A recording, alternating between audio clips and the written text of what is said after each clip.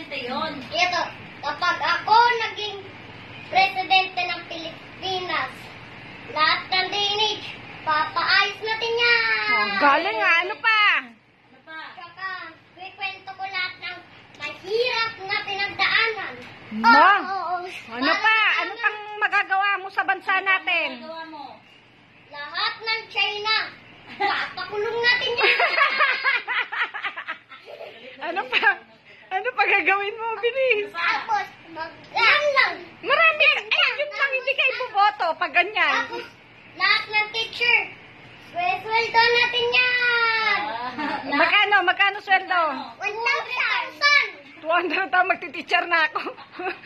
Ano pa? Ano pang plataforma mo? At ang mga buong Pilipinas sa bansa ay yan ang bibigyan natin ng mga pera na may hirap na tao sana paikot-ikot sa bansa. Oh, magkano bibigay mo? 200,000. Mga tambay, magkano bibigay mo sa mga tambay? Ganun din! Ganon din. Yes, magtatambay na kami.